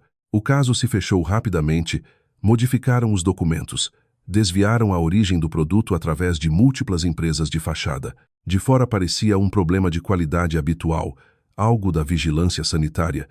Mas os que estávamos dentro sabíamos que havia peixes grandes movendo os fios. Rastreei o número daquele lote do produto, segui a rota das notas fiscais e foi então que começou a aparecer o nome da empresa da família do seu marido. Fiquei em silêncio todo esse tempo. Só pensava que faziam negócios sujos por ganância econômica. Nunca imaginei que o preço fossem vidas humanas. Ela me olhou e continuou: "Depois daquilo, contatei com algumas pessoas que estavam investigando esta rede em segredo. Precisavam de provas de dentro, acesso ao depósito da casa, aos documentos originais. Precisavam de alguém infiltrado sob o próprio teto." Sussurrei: "Então por isso você entrou para trabalhar lá." Ela assentiu. "Consegui que me contratassem durante quase um ano. No início pensei que seriam só alguns meses. Reunir provas e sair. Mas aquela família é mais escorregadia do que eu esperava. Fechavam tudo. Tinham tudo sob chave e cofre. Não confiam nos estranhos, mas adoram se aproveitar dos empregados domésticos. Vivi lá com a cabeça baixa, aguentando para que pensassem que só era uma mulher sem estudos e assustada. Quanto mais me menosprezavam, mais confiavam e mais coisas me mostravam." Soltei um suave suspiro. Durante todo aquele tempo a vi ser humilhada, obrigada a trabalhar de sol a sol, arrastada para a lavanderia, e senti pena dela. Só então percebi que por trás de toda aquela submissão imposta havia um cálculo meticuloso e uma valentia imensa. Perguntei em voz baixa: "E o pendrive você tinha preparado desde fazia muito?" Respondeu: "Não era só um, mas o que te coloquei na mala era o que continha a informação mais completa que pude tirar naquele momento." Me olhou profundamente e depois sorriu com tristeza. "O que não esperava era que você fosse quem precipitasse as coisas." Olhei confusa. "A que se refere?" Ficou em silêncio um segundo. "No início não puseram o olho em você para ser a cabeça de turco. Só te consideravam uma moça com carreira e boa presença para elevar o status da família. Mas quando souberam que você trabalhava no departamento jurídico da sua empresa, que estava acostumada a manejar contratos comerciais e que sabia encontrar as lacunas na lei, mudaram de plano." Apertei os punhos. Ela continuou: "Lento, mas seguro. Você se tornou a peça perfeita. Alguém recém, chegada, com o histórico impecável, com conhecimentos jurídicos e com status legal de família. Com só uma assinatura sua no lugar adequado, toda a responsabilidade civil e penal recairia muito facilmente sobre você." Se me fez um nó na garganta. Ou seja, que não só tinham me enganado para me meter num casamento de conto de fadas. Tinham me escolhido pela minha profissão, pelo meu status social. Fiquei paralisada alguns segundos antes de fazer a pergunta que me atormentava desde fazia tempo: "E Lucas?" Silvana não respondeu de imediato. Olhou para as janelas com o olhar cansado. Depois disse num tom ainda mais baixo: Ele não é alguém que se deixasse arrastar. Ele é quem melhor sabe como burlar o sistema. O pai e a mãe são avarentos, mas de uma forma muito tosca e óbvia. Lucas é distinto. Sabe como usar a lei a seu favor, como preparar uma saída. Sabe não assinar os documentos perigosos. Sabe a quem empurrar para a linha de fogo e a quem manter a salvo na retaguarda. Há atas e métodos corporativos que só alguém com conhecimentos jurídicos tão afiados poderia desenhar. Cada palavra foi como rasgar o último véu. O homem que tinha sido tão educado comigo, que tinha me dito que não precisava de uma esposa tradicional presa na cozinha, o que sempre se colocava no meio dos conflitos como se estivesse indefeso, resultou ser o mais consciente, o mais frio e o mais perigoso de todos. Silvana se virou para mim e sua voz se suavizou um pouco. Poder sair de lá a tempo já é uma bênção, Juliana. Muitos não são tão afortunados. Alguns percebem, mas não têm tempo de recuar. Outros não podem porque já assinaram. Alguns só acordam quando a polícia bate na porta e seu nome já está impresso em todos os autos de acusação. Ao escutar isso, me percorreu um arrepio na medula. Imaginei de novo cada contrato com a casinha da representação legal em branco. Cada vez que meu sogro me passava uma pasta como quem não quer nada. Cada vez que minha sogra insistia em que tirasse do caminho rápido. Cada vez que Lucas dizia com voz meio velada: "Somos família, não fique tão rígida." Tudo aquilo já não eram detalhes aleatórios de convivência. Era uma máquina trituradora desenhada para engolir alguém e destruí-lo completamente. Ao me levantar para partir após aquela conversa, meus passos pesavam toneladas. O corredor dos tribunais continuava igual. A luz de São Paulo ainda entrava pálida pelo vidro, mas dentro de mim tudo era distinto. Percebi que o que acabara de deixar para trás não era só uma família falsa, não era só um casamento armadilha. Acabara de escapar de um sistema desenhado de forma fria, calculista e suficientemente paciente como para esperar que alguém como eu caísse mansamente na posição que eles precisavam. Depois da minha conversa com Silvana, pensei que já estava bastante preparada para enfrentar a verdade sobre Lucas. Tinha repetido 1000 vezes para mim mesma que aquele homem já não era meu marido, que o único que restava entre nós era uma conexão policial. Mas quando recebi a notificação de que o tinham chamado para declarar pela segunda vez, desta vez como imputado principal, meu coração voltou a pesar de uma maneira difícil de explicar.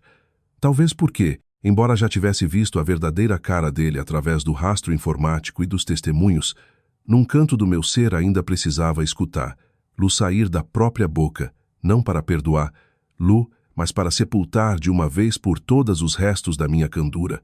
Aquele dia me citaram para um confronto. A sala não era grande. Sua luz fluorescente fazia com que tudo parecesse antisséptico e cortante. Sentei com as 2 mãos sobre os joelhos, tentando controlar o pulso. Pouco depois trouxeram Lucas. Diferente da manhã dos registros, já não esquivava o olhar. Seu rosto parecia ainda mais fundo. Seus olhos tinham sombras arroxeadas, mas sua expressão continuava mantendo uma calma que perturbava, como se ainda tentasse controlar a partida. Me olhou fixamente durante alguns segundos e perguntou diretamente: "O que você precisa ouvir?" Levantei a cabeça. Pensei que tremeria ou que me cortaria a respiração, mas não. A voz que saiu dos meus lábios foi plana e gélida. A verdade. Nada mais soltar a frase. O inspetor policial do outro lado da mesa abriu uma pasta, começou a tirar os documentos um a um, os contratos digitais, os registros de acesso ao sistema, o histórico de revisão de IP, as marcas de tempo do último envio, todos apontavam para uma única conta, para um único nome, para uma única pessoa. Já não havia álibis. Lucas olhou a pilha de folhas na frente dele durante um longo tempo. Vi como seus dedos indicador e médio tamborilavam sobre a mesa. Seu velho costume cada vez que sopesava as opções para não sair perdendo numa negociação. Depois levantou a vista, ainda tentando manter seu tom de voz corporativo. Eu só seguia as diretrizes dos meus pais. Ao escutar isso, soltei uma gargalhada, uma risada curta, seca e carente de toda alegria. Olhei para ele. Você sempre sabe como ficar um passo atrás para que não te salpique. Lucas me devolveu o olhar. Seus olhos escureceram por um segundo, mas tentou se manter erguido. O inspetor não permitiu que o intercâmbio se alongasse. Deslizou outro maço de documentos para ele. Quem desenhou este esquema legal? A sala ficou em absoluto silêncio. Só se ouvia o zumbido da ventilação no teto. Lucas não respondeu de imediato. Uns segundos que se sentiram eternos, densos. Depois pronunciou 3 palavras. Não elevou a voz nem tentou negar, mas bastaram para congelar o ar ao meu redor. Fui eu mesmo. Não sei quanto tempo levava aprendendo a respiração. Há verdades que, embora já as tenha confirmadas no papel, quando as escuta diretamente das cordas vocais de quem te destruiu, se sentem como um perdigão no estômago. Da sala contígua onde minha sogra aguardava sua vez, de repente se ouviu o grito dilacerante de Regina. "O que você está dizendo?" Sua voz estridente atravessou a parede e retumbou no corredor, mas já era tarde.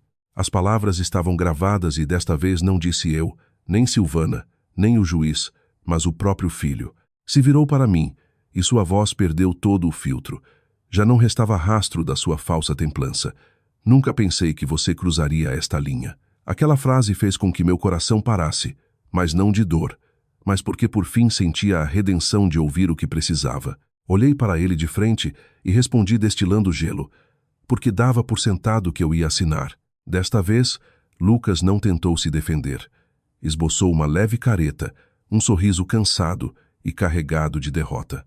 E depois disse bem baixinho, como se de repente tivesse caído a máscara no chão: "Se você tivesse assinado, tudo teria se fechado com limpeza. Eu tinha tudo estruturado." Fiquei quieta.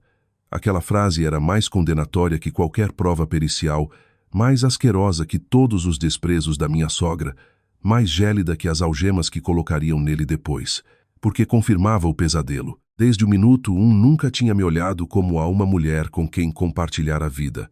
Eu só era um elo solto que ataria sua rede. Não derramei nem uma única lágrima. Tampouco gritei depois de todo o caos. Só senti como o sangue do meu corpo esfriava definitivamente. Olhei para Lucas e fiz a última pergunta, a que me perseguia em claro desde que saí daquele condomínio, arrastando minha mala. E eu?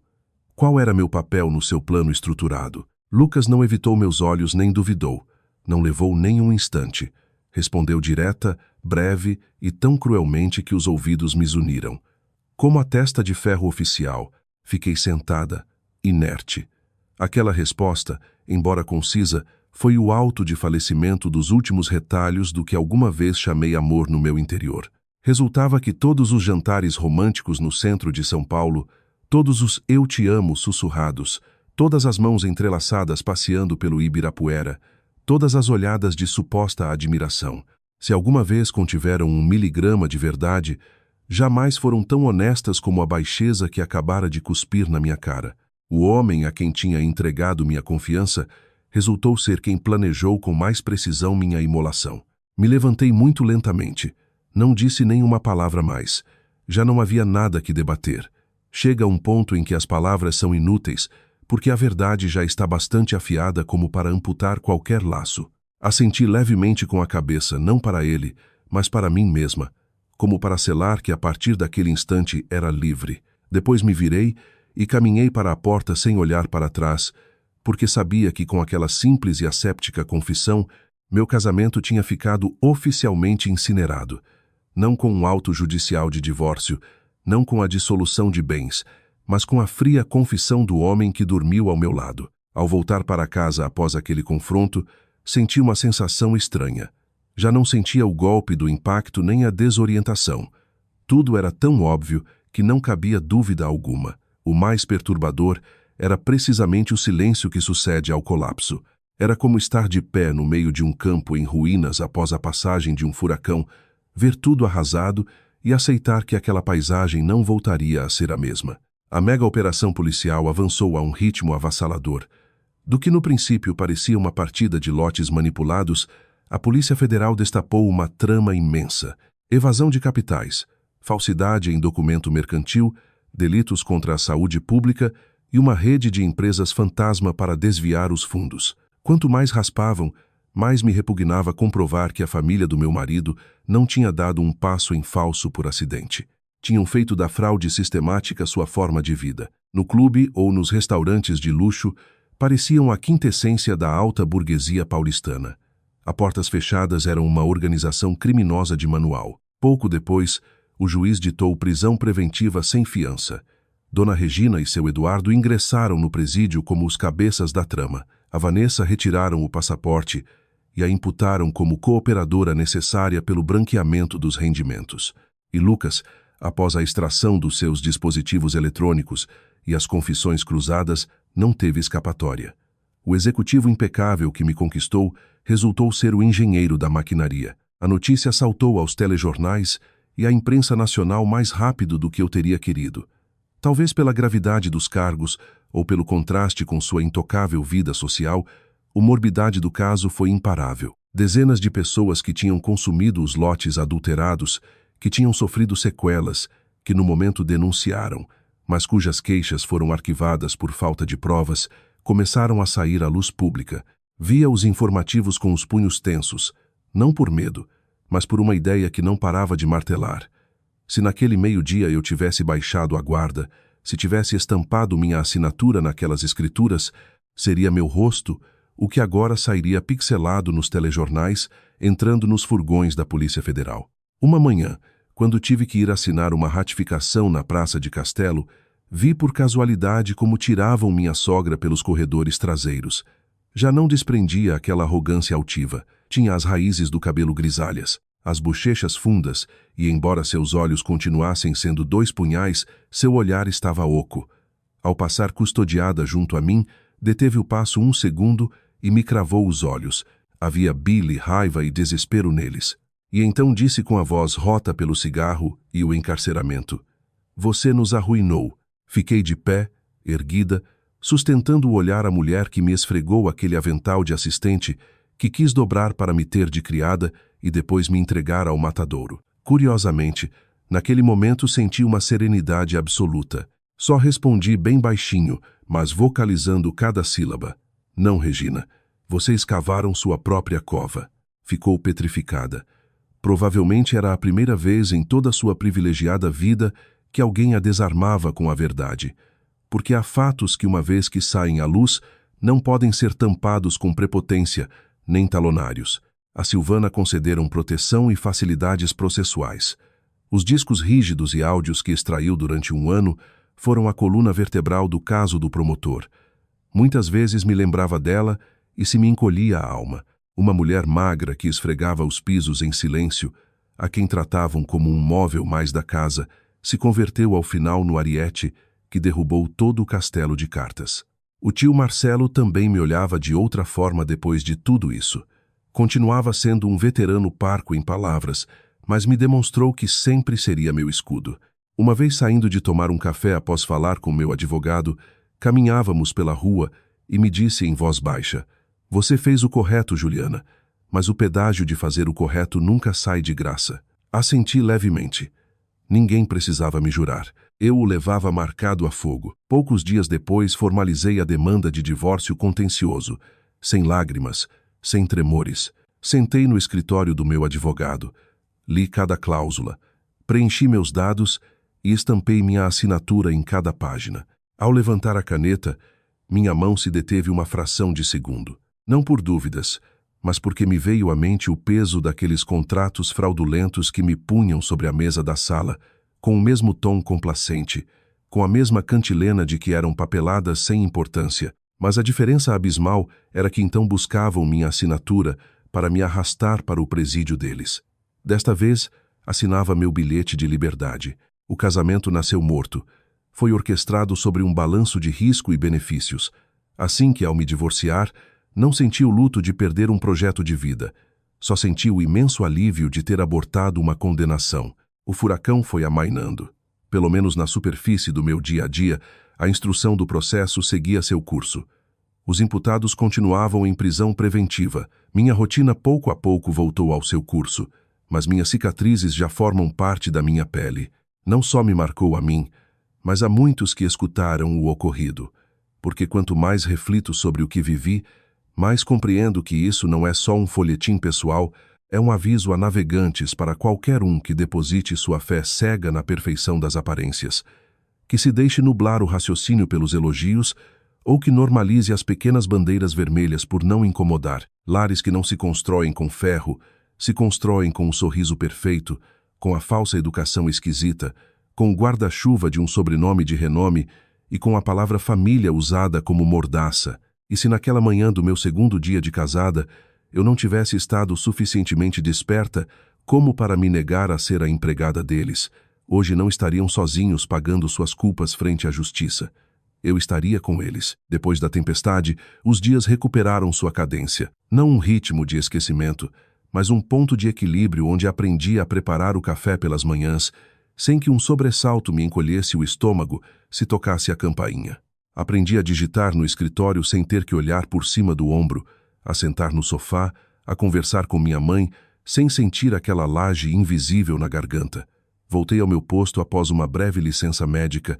Minha mesa, o computador, as pastas, toda a paisagem da minha empresa continuava igual, mas eu era plenamente consciente do giro radical que tinha dado minha vida. Não é que tivesse colocado uma couraça de gelo, é que após assomar ao abismo, comecei a saborear a paz com avidez, a valorizar a lealdade como um tesouro e a não confiar jamais nas coisas que brilham demais. Muitos no meu entorno me perguntaram se, apesar de tudo, me arrependo de algo. Sempre esbocei o mesmo sorriso tranquilo e dei a resposta mais simples.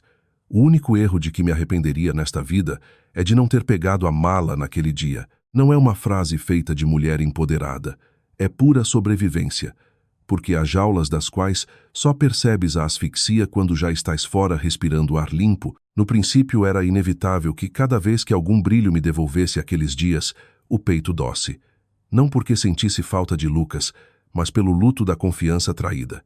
Tende-se a pensar que um engano assim te enche de ira homicida, mas o certo é que há deslealdades muito mais surdas e tristes, essas que te esvaziam, porque investiste o melhor da tua integridade em alguém que só calculava tua rentabilidade penal.